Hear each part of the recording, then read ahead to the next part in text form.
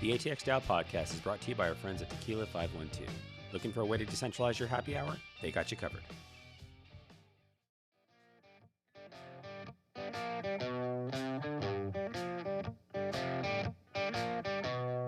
Welcome to the ATX DAO podcast, the hub for exploring the forefront of blockchain technology in Austin's Web3 community.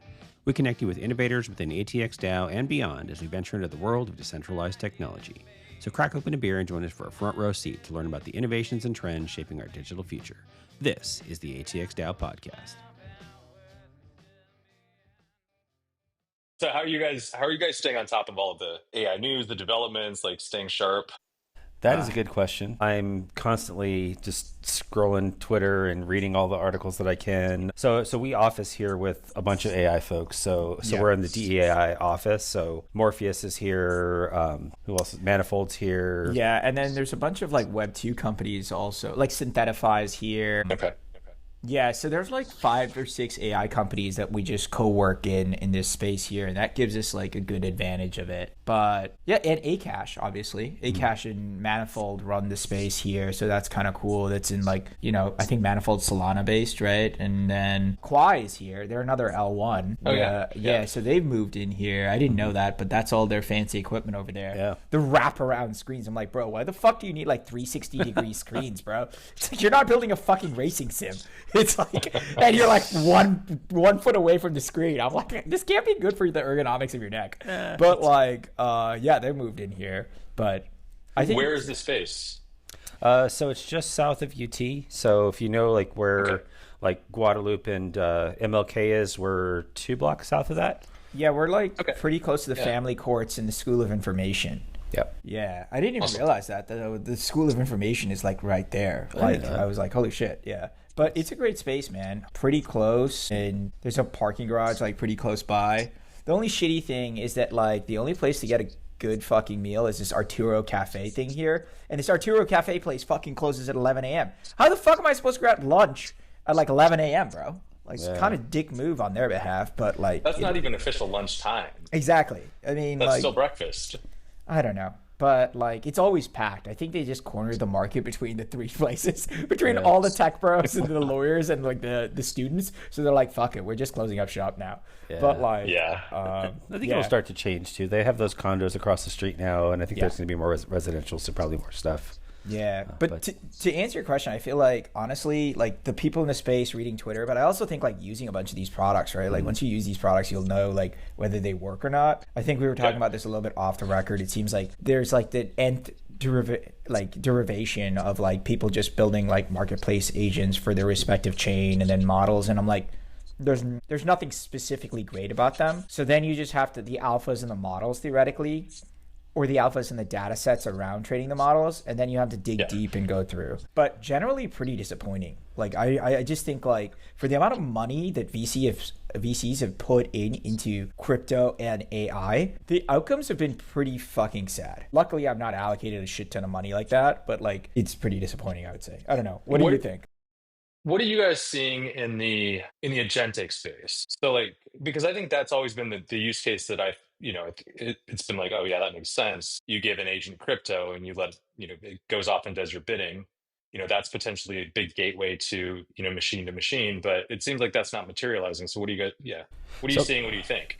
So I haven't seen a ton that have been successful on it. There's been a few trading agents that have been built on Avalanche, which is where I spend most of my time on. And they've been hit or miss in terms of success. So I think the big gap is training them. So if it's trying to like find stuff like trending meme coins, things like that, there's so much noise. It's really, I don't think they tend to have a lot of better success than a human does. So that's kind of been a challenge. I mentioned before, like on the arbitrage side, I think there's some opportunity there. And that's kind of one of the things that I'm looking into a little bit more that we probably won't get into on the air, but I think that's probably where there's more opportunity with it. But I haven't seen anything on like trading or like that kind of thing, but I don't know if y'all have. No, I think the only thing that I think is possibly, I think like agentic stuff's all pretty like lame. I think that the only things that are kind of interesting for me looking at the space and digging in is probably the MCP stuff coming to Web3 and the 402 stuff that Coinbase has put out, right? Yeah. Like Yeah. So I don't know if you've heard about that stuff. Anthropic basically came up with this idea of MCPs, which is like kind of like standalone servers that you could run as a business to like get some data sets on there. Like, so you could have like an MCP thing for CoinGecko. You could have an MCP thing for DeFi Llama. So it's like, think of it as a different way for like agents to like hit these data sets, get this data, and then act on this data, right? And like Coinbase shipped that 402 shit, which is basically like payments on HTTPS, which is like a legacy tech stack. But it just means that agents could theoretically hit this MCP and then hit the 402 and be like, oh, now I can go buy you your, like your Lambo token and then switch that with Cock as long as you give it like purely agentic access or whatever. Look at you spouting out the trending tokens on Avalanche. Well, that's because I have the avatar of memes basically at AVAX sitting right next to me. But like, he's the true arbiter of all memes in AVAX. But like, I think that's kind of interesting. But I just, it's also still so early, right? There's like all these people that are trying to angle to that MCP stack space. I really just don't know if what would happen, right? It's kind of like, I don't know if it goes like the AWS cloud business where it's just like someone gets early on the MCP thing and they turn into the AWS of like MCPs in Web3. Right. I know there's a bunch of companies doing it in Web2 as well, right? Like, so, yeah. I don't know. What are your thoughts? What do you think? Well, I mean, like I said, I think for a long time, like that's been one of the, sort of ideal use cases is, machine to machine using crypto, but AI has been a missing component because you need that intelligence to basically facilitate those transactions, when they make sense for whatever the outcome or the goal is. But, and I think the stuff that Coinbase is doing is great. Like it's a cool way to think about old tech and use an existing protocol to facilitate that. But at the same time, like we're starting to see, like Google just dropped agentic commerce using their Google shopping catalog, right? And Visa is announcing this way to enable an agent with a credit card. And so like, in a lot of ways, I think this stuff's just going to blend together and traditional rails are going to come to this technology anyway. And so maybe crypto isn't so much the, savior in that situation that we thought it might be, or I thought it might be, 5, 6, 7 years ago when there was really no other alternative to this stuff. But it does seem like a lot of these technologies are just kind of coming together, which, I'm actually bullish on, right? Like I have friends in design and I keep trying to get them out of design because I'm like, UI is dead, right? Like we're just going to talk to computers, we're going to get to outcomes, and whatever technology we need along the way, whether it's crypto, whether it's decentralized, whether it's centralized, like it is just going to be this consolidated technology that kind of, for the most part, manages itself, I think. And we're going to get back to like just hopefully creating things and being creative. But yeah, I don't know. Like I said, I've been a little bit out of the loop on crypto because I've been so heads down on AI, apart from the headlines. So what I mean to say is that we're using this pod to educate Nick. bring me up to speed, guys. On the crypto shit.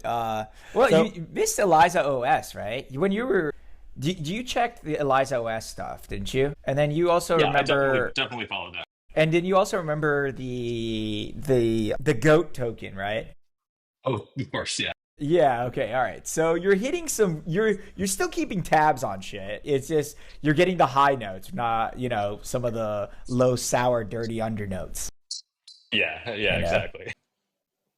So I just realized we probably should reintroduce you to the audience. We actually did not introduce you. So we want to welcome Nick Casares. He's an OG ATX DAO podcast host. Nick, we're excited to have you on the show, man. Thanks, guys. It's cool to be back with you and catch up a little bit. Like I said, I feel like I've been off on an island in Phoenix. I know. When it's just like you've been such a part of the family. It's like, oh, we didn't introduce Nick. Everybody knows Nick, but realize we might have some listeners that don't. But yeah, let's chat about some of the stuff you've been doing. What have you been up to? Yeah, definitely. So since leaving Austin, so when I left Austin, we were pretty focused. For background, my team, we're an early stage investment fund, very small team, focused on kind of a combo of external portfolio investments and internal innovation. And I work more so on the internal side, working with a small team, and we've just been working through some ideas. On the Web3 side, we started kind of in the NFT space and eventually migrated towards what became more of a loyalty play as we took NFTs that were used to reward communities and said, how do we start thinking about Web3 for the masses? Let's take that to a rewards play. as a lot of things, I think early Web3, those users have not materialized. And so for us, it's becomes a question of like, do you want to play this rewards and loyalty game against incumbents? And not really, because it's not fun, right? Like I don't want to go out and build enterprise loyalty software. There's just no joy in that. And around the same time, AI starts blowing up, the generative side in much bigger ways, and vibe coding comes into existence, and now we can do things that we couldn't do as a team 6 months ago. And so we've been kind of just playing with all of the things and seeing where is this technology taking us, what's possible here. We downsized our team a little bit, which was a healthy kind of downsize. I think it let us really put some focus towards experimenting in this space. I've been totally enamored with this vibe coding thing. I'm not a coder by trade, but it's always kind of been in my heart. I mean, I started my career on the web, like learning HTML. That was my gateway drug. And working with these tools kind of takes me back to those days when you're like, oh shit, I can make a web page. This is really freaking cool. I can see this thing online and now everybody in the world can see it. And I'm seeing that sort of imagination happen again. I'm part of a few groups that, it's vibe coding, vibe marketing.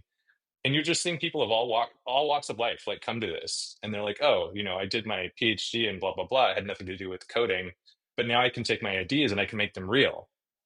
And that's something that we kind of lost along the way with the web. For a while it was the spirit of the web. When blogging came into existence, pre even podcasting, like people had the sense that they were empowered to make things, empowered to push their ideas out there, and then it all got swallowed up by big tech. We know the rest of that story. So it is cool to see these tools kind of coming back into the world where we can start to make things and we can be creators again. But have you guys, I assume you guys are using these tools all the time.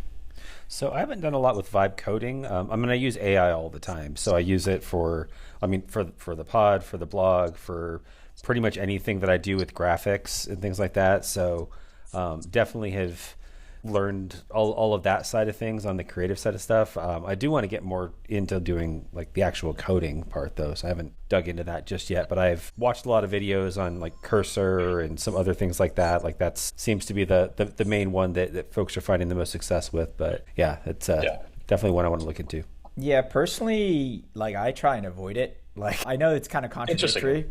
Yeah, why? Tell me. I think it makes you lazy. Interesting. Okay, keep going. So I think that, like, don't get me wrong, like, I think that fundamentally, I think that the way human beings have been learning and educating ourselves is fundamentally flawed, like fundamentally flawed. Like the way that we go to school and we sit around and then let's read this fucking book for like 10 hours. And then like we'll somehow magically get this information in our brain and then we don't apply it for like a period of like 4 years, right? If you're looking at undergrad and stuff like that, it's absolutely ridiculous. Now, by extension of that, like if you obfuscate this lack of theoretical absorption to real like application of this stuff, and then add this other element where it's like now we have this magically tooling that's just gonna like automate everything for us, I think it just further like there's a decay in like learning and like doing the hard things and learning along the way. So for me, like I personally like, it's even in Google, right? Like we use the Google Work Suite. I absolutely hate fucking Notion. I can go onto the Gemini thing and be like, hey, write this document for me, and it just populates for me. But then I don't get the idea where I sit around in front of a wall for like an hour and I think about everything and then I basically write it out. I might use the Gemini thing to like, autocorrect certain things or make it like a little bit better in terms of the things. But origination and creativity, like you said, is really where the human element is really strong for. And then if we give it a lot of it away by using some of these tools, like it's not, you're losing that. You're giving away the thing that makes you human, and you're taking away the best part of like you having an open-ended journey in the beginning, because it's already forming this path for you, right? And I just think that that's kind of not good. Yeah, I think it depends on how you use it though. So, of course, like what I'll use it for is, well, a couple of things. So like if you're writing something out, I'll just use like dictation and I'll just brain dump all my ideas. And so the ideas aren't coming from the AI, they're coming from my brain. And I can give it like, I can just keep rambling as long as I want to. Like, okay, now take all that, now show it to me. Like, okay, I want to focus on these things, now put them in this order. So I'll still follow my normal process of writing where I'm brainstorming ideas, I'm creating an outline, I'm creating a first draft, and then the final one is always me. So I think doing it like that, I kind of treat it like a secretary versus like delegating, like you're going to just write this for me. Yeah, I think that if you just do the complete holdover assignment, it becomes problematic, right? But I think the iterative process, that like becoming a partner for you to like make a better product makes more sense. I have done the Replit course just for trying to see how it's like over there and trying to see what it is. One thing that I took away, and this is like 2-3 months ago, like I basically looked at Copilot and Replit and I was like, okay, let's see how good these things are at code bases. And it's like, it wasn't very good. It was surprisingly bad. It was like, you can't really, it's just doing predictive analysis based on the previous sets of code for you to like put out this next batch. And as a result, I wouldn't trust it to be like, yo, just write this thing for me. I think for front ends and stuff, it's a lot quicker to like ideate stuff and get stuff out. But I do believe that it's going to get progressively better. And I've said this in the pod publicly, and I'll say it again. I think the next decacorn or the next unicorn will probably be like a non-technical founder that's just creative and they vibe code themselves into $1 billion. I have a feeling that's going to happen in the next 5 to 10 years. To that case, like I think it is a powerful tool. Like you don't need to have domain knowledge expertise on an engineering level to write code for you to like be, in the tech space.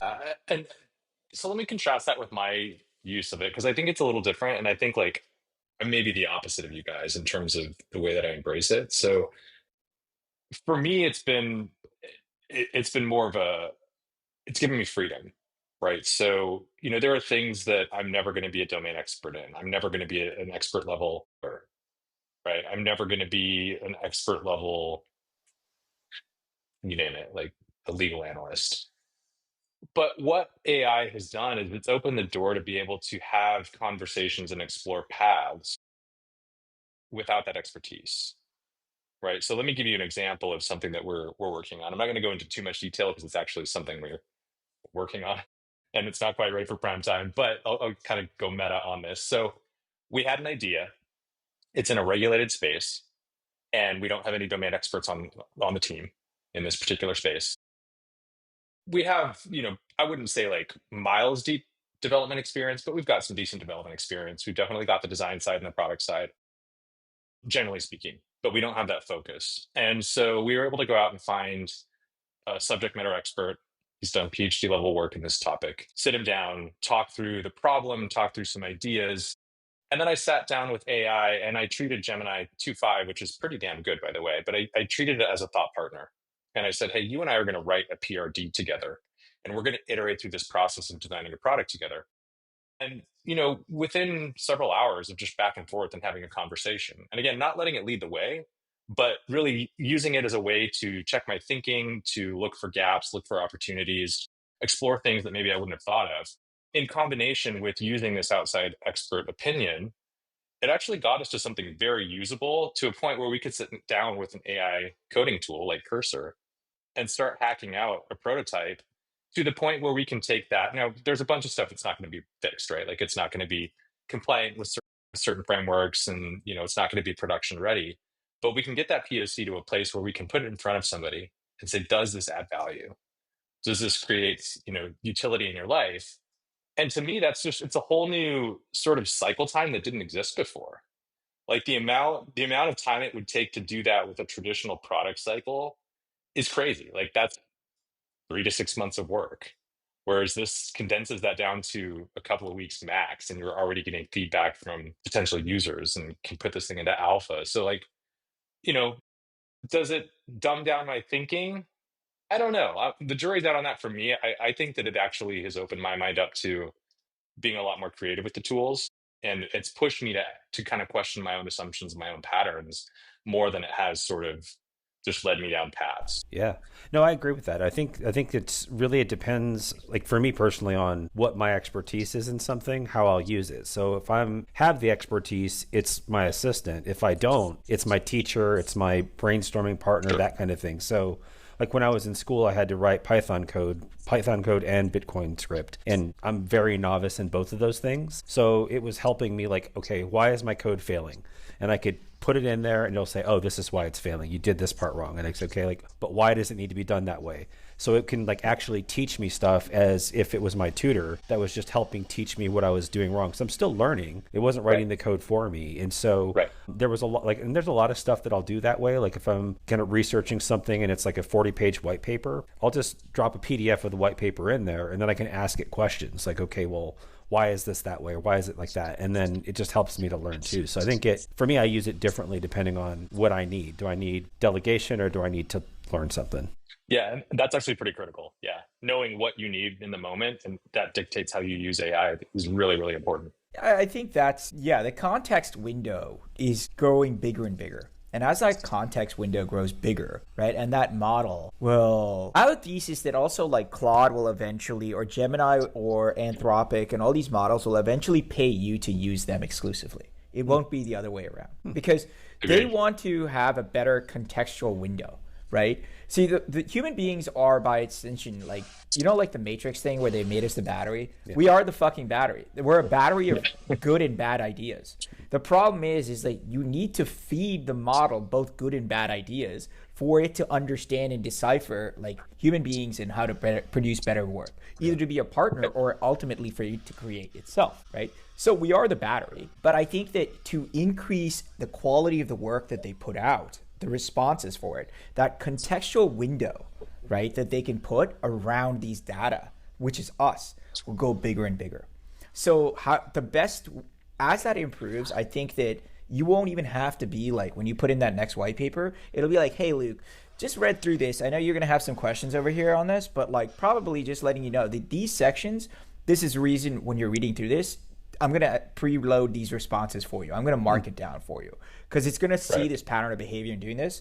And by extension, these ML companies will be like, yo, I'm just going to pay you, Luke, to be exclusive with us, to just use us. Because then they're creating a better like knowledge graph around you and the way you think and like why you think this way and like where you came to come to think this way. And like the data sets and the responses that trained the ML model that prompted you to think and then have these actions. I think that it's inevitable. So I think that stage will be like, whoa, this is like the next, that's when I know that we're kind of like coming close to this, like we've reached like a tipping point.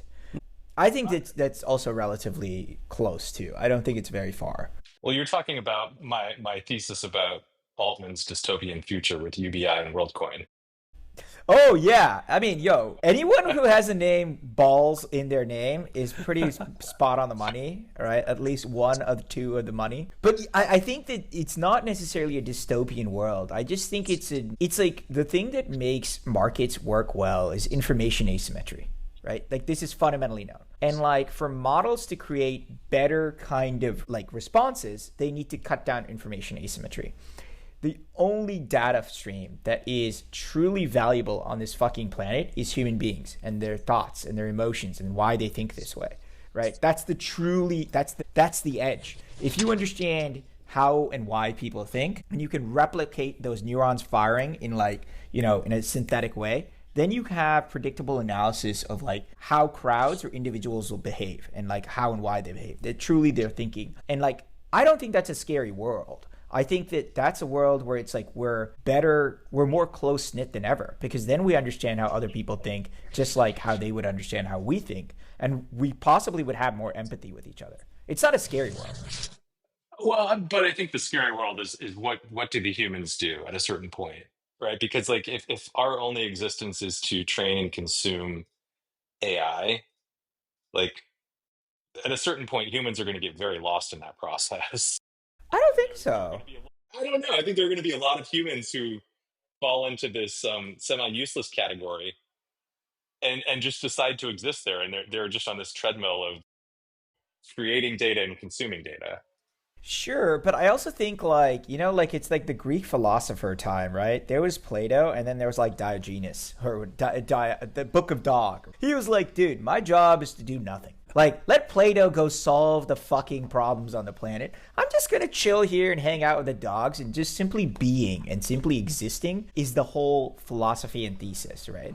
Maybe there's nothing wrong with that. Maybe that doesn't seem like a pretty bad world to me. That seems like a pretty fucking good world. And of course, like the reality is like, you know, they say this thing like, you know, Kanye is not really a new artist. He's just a recontextualizing artist, just like Diddy is. You know, the only reason I mentioned Kanye and Diddy is because I saw the new Yeezy XRP meme and I saw a little excerpt of like the Diddy trial thing. And I was like, holy shit, this is wild. But like, anyways, the recontextualization, right? Like, so we're recontextualizing shit. Like, that means that, like, you're thinking that maybe there's a bounded limit to human creativity. I don't think we ever have I don't think that creativity is bounded. I think it's like the universe. It's just constantly expanding. No. I don't think it's bounded. And actually, I think that to your point about asymmetry, like, the value today in the world is created by asymmetry, right? It's information asymmetry. It's what do you know that I don't that gives you an advantage. And I think that entire system is going to shift toward creative asymmetry. And the value in the world then is going to be the difference between what I create versus what you create with our limited set of resources. I think the dystopian part comes in when that limited set of resources is actually WorldCoin distributed via UBI. And what you decide to do with your 1,000 WorldCoin is sit on the couch and play with AI. Maybe it doesn't have to be WorldCoin. Maybe it could be this. Well, maybe it doesn't have to be WorldCoin. Maybe it could be this other retarded company that we might know. It very well could be. But I don't know. What do you think? You're gonna share your No. So off air we'll share other idea. Off air, people know. But like, or we'll soon find out. But not if you're in Illinois. No, but I mean, I think there could be a possible, like, I think that the creative future that is there is the reason, as we walk to that, is the reason why I think the next unicorn is going to be a creative. Like, I really think so. 100%. Like, if you put, like, imagine if Steve Jobs lived in this era today, would he have still, like, created a unicorn like Apple? I think 100% sure. Because the man just saw things and understood things that, like, people would not see. And, that's, like, pure startup-driven entrepreneurship kind of power, right? That's why I just think, like, this whole AI evolution thing is going to make people not do, like, it's going to kill startups. I'm like, no, bro. It's going to launch, like, 100,000 startups. It's going to be insane. If you're a capital allocator, you can make more bets. You have more bullets in your fucking gun to make bets. And then also you can see these products iterate and get out information quicker. It's a beautiful time to be alive. So I think it's great. I just don't, some part of me is like a purist where I say, like, I want to just do the work because, like, you need to get your reps in, right? It's like, if not, you'll get lazy. Right. It's kind of like using the ab stim machine versus, like, actually fucking eating a clean diet and, like, working out. Right? Like, oh, dude, I'm gonna use the machine every day. Yeah. Well, that's the reason why you have abs and I keep falling off the broccoli and eggs wagon and go back to In-N-Out. No. If you give me the machine, I'm gonna have pizza and abs every day, dude. But like, I think that's a pretty cool future. I'm excited about that future. The thing that I'm scared about is the future for our kids, right? Because it fundamentally shifts, like, all these kids that are graduating right now. I don't think, if you're graduating anytime from undergrad in the next 5 years, I think you're fucked. You're going to be part of this generation where it's like, I don't know if AI is going to come replace my job already, which probably it is, or it's going to replace my job in the near future. And that's a pretty scary proposition. Let's just say if you're under 17 or 16, I think you're fine.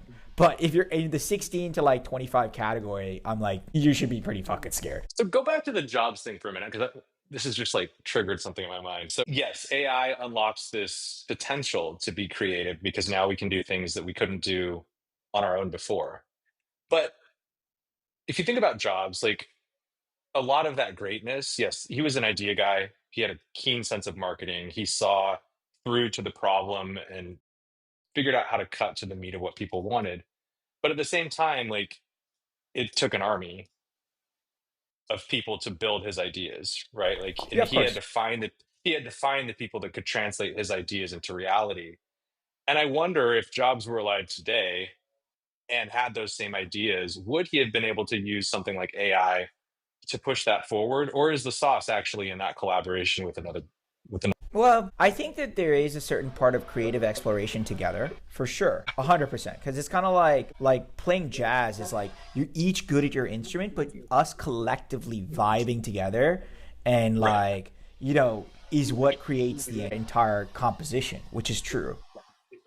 And arguing, I mean, like, of course, having a difference of opinion, that's a huge part of getting to the best solution. I agree. And I see a lot of AI tools, like, they just placate. They're like, yes, Great idea. Let's do Yeah. that. 100%. I agree. You need to have friction to have fire, and without fire, you have nothing, right? Which is the reason why I always believe like teams should argue first, because that's how you're going to get the best outcomes. I agree. Yeah. But in terms of some tasking, like in building a large corporation, like think about it, like. Do you really need junior level engineers that are just basically checking code bases or like iterating in terms of like getting stuff out? No, probably not. Definitely Do you need possibly even like managers? A lot of middle and executive management, let's be very clear. Like we all know useless people. Like we all know executives who are like, what the fuck are you doing here? Like you don't do anything. Like you don't solve any problems. They know it too. Exactly. But they're just hanging around, right? So like those kind of people will also get out too. And I think that like the other obvious stuff is all the other business functionalities, right? Like financial treasury management allocation stuff. Like why wouldn't that be arbed out by an ML basically coming in and doing the job way better? It has better information to financial markets. It can execute 24/7, 365. You have 9 to 5, and then you also want to take vacation pay, and I need to pay your social security. Like, what are we talking about here? Like the ML model is going to work a million times better. Right. So I think that there is certain key aspects of an organization at both ends, right? Like size and small, that will get clearly these things arbed out, and they will get out. So I think that the creative stuff in like, let's say circuit design or marketing, or in terms of like even how the product should look, or in terms of like strategy of like, where do you think we should go? Like that stuff will always have human element stuff, 100%. But the day-to-day stuff, the automative stuff, the quantitative reasoning stuff, I think will all get out. People who have chain of thought reasoning or jobs that have purely systemic like thinking or logic-based like thinking, I think will be the first ones that we like synthesize, right? Like we digitize, we put it on ML. Yeah. So yeah, man. One of the things I've been toying with related to like the entry-level jobs, right? So what happens to society when we've basically systematized all of those entry-level jobs? It's all part of the model now. You don't need that. And you're basically just using those senior level positions to train or for the creative side. But now those people age out. OnlyFans, bro. OnlyFans gets like 100,000 new creators, basically. That's what it is. Well, no, but how do you keep filling that stable? You wanted to say whole, senior, didn't you, you dirty dog? Senior I'm sorry. There's the spirit of this pod. I was wondering where it went. We got way too deep into the weeds there. It's because we're not drinking any tequila 512. That's what it is. That is it. That's true. That's the problem. I honestly don't know. So your question is like, what did these people do? Like, what do we do with these people? Well, how do they get there? How do they get from like, they would have gone through the whole hierarchy of entry level all the way through senior, but you only need the senior. So how do you get that without the need for your job before you have this expertise? Yeah, how do we make the next batch of seniors?